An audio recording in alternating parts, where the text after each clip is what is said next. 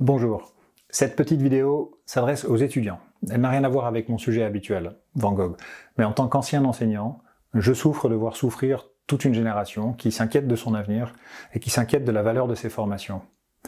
Je comprends ces inquiétudes, qui me paraissent légitimes. Mais après réflexion, chers étudiants, je voudrais vous adresser 7 conseils, pensées, idées, points, appelez ça comme vous voulez, qui me paraissent essentiels et qui résument un petit peu ce que je disais toujours à mes étudiants quand j'étais encore maître de conférence. Tout d'abord, le premier point, vous êtes intelligent. Et c'est pour ça que vous êtes étudiant. Vous êtes des adultes et vous avez décidé de vous former, d'apprendre, de découvrir et de créer. Alors en ce moment, c'est compliqué tout ça. Vous êtes en train de traverser un océan et vous n'en voyez pas l'horizon. Mais personne ne le voit. Nous sommes tous entourés de ce brouillard. Et nous ne savons pas combien de temps ça va encore durer. Mais nous savons qu'il y a un monde nouveau devant nous, dont vous serez les premiers colons. L'avenir vous appartient. Non, vous êtes l'avenir et vous allez construire un monde plus beau, plus durable, plus authentique, plus humain. Vous êtes les plombiers, les médecins, les capitaines, les boulangers, les avocats, les architectes, les chercheurs, les profs, les dirigeants, les informaticiens de demain. Soyez-en fiers, vous le méritez. Deuxième point, vous êtes les acteurs de votre vie, pas les victimes. Jusque-là, vous avez été conditionnés par un système totalement stupide, infantilisant, qui vous a surtout fait sentir votre impuissance. Cette grande machine à broyer de l'humain vous a souvent donné l'impression d'être tout juste toléré et sans grande valeur. La plupart du temps, on vous a dit que c'était bien d'avoir la moyenne, comme s'il était naturel et souhaitable d'être moyen. Quelques-uns d'entre vous ont été félicités, c'est sûr et c'est tant mieux, mais la plupart d'entre vous, statistiquement, n'ont pas été jugés dignes de félicitations. On ne vous a même pas dit que ce que vous faisiez était bien. Avec un peu de chance, on vous a peut-être dit que c'était assez bien. Et la plupart du temps, quand vous avez obtenu votre bac, dans des conditions sans précédent, par exemple en 2020, vous avez été jugé passable. C'est un scandale. Un système éducatif qui explique à des jeunes gens qui sont au plus fort de leur capacité de développement personnel, émotionnel et intellectuel qu'ils sont passables, c'est un système profondément pervers. Et il faut vous libérer de cet esprit totalement indéfendable et absolument imbécile. Vous n'êtes pas passable. Vous êtes fantastique. Les années que vous avez devant vous sont les plus belles, les plus productives, les plus significatives, non seulement pour vous, mais pour tous ceux qui vous entourent. Donc ne vous laissez pas écraser par cette machine qui se noie dans ses propres peurs et qui s'est complètement engluée dans ses propres faiblesses. Emparez-vous de ce monde qui est le vôtre et qui n'a aucun sens sans vous. Troisième point, ayez pitié de vos enseignants. Imaginez qu'on vous explique ce qu'est la farine, la levure, l'eau et le sel, et quand vous connaissez par cœur la composition chimique de tous ces ingrédients, on vous donne un four, un local, et du jour au lendemain, on vous demande d'être boulanger. Vous serez vraisemblablement de bien piètres boulangers, parce que vous ne saurez pas comment faire du pain.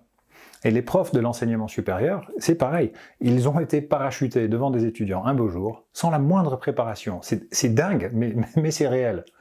Or, la pédagogie, c'est une science, et la transmission du savoir, en plus d'être une vocation et une passion, c'est une compétence à acquérir. Ça ne tombe pas du ciel, contrairement à ce que semble croire notre système éducatif. Donc le jour où vous décidez de refaire une grève, c'est une revendication à laquelle je souscrirai sans réserve. Exigez que vos profs soient formés pour être profs. Leurs enseignements seront alors beaucoup plus efficaces, vous serez meilleur et tout le monde sera plus épanoui. Et on arrêtera peut-être de voir des gens aussi brillants que terrifiés, à 25 ans, commencer à lire des piles de feuilles devant des amphithéâtres remplis d'étudiants hébétés qui n'ont pas d'autre choix que de prendre des notes sous une dictée parfaitement insensée qui fait perdre un temps précieux à tout le monde. Quatrième point. Exigez de l'humanité, de la bienveillance. Il n'y a aucune raison d'accepter de vous faire rabrouer quand vous posez une question, que ce soit par un enseignant ou au secrétariat de votre formation. La seule raison pour laquelle vos formations existent, c'est vous, votre épanouissement personnel, votre développement intellectuel. Donc ne vous excusez pas d'être là. Vous n'êtes pas le caillou dans la chaussure. Les enseignants et les personnels administratifs sont à votre service et ils devraient l'être avec le sourire. Soyez exigeants avec vous-même, c'est le 5e point. Il est très important. Négociez avec vous-même tous les jours. plusieurs fois par jour. Fixez des objectifs simples et atteignables, comme lire un nombre de pages de ce bouquin qui ne vous inspire que de l'ennui, ou bien écrire un paragraphe de ce devoir que vous pensez insurmontable. Accumulez les victoires sur vous-même et interdisez-vous de croire que ce sera facile. Étudier, c'est pas fait pour être facile, c'est fait pour être raisonnablement difficile. Mais chaque difficulté vaincue, grande ou petite, est un triomphe et fait partie d'un capital inestimable que personne ne pourra jamais vous enlever. 6e point, apprenez ce qui vous plaît.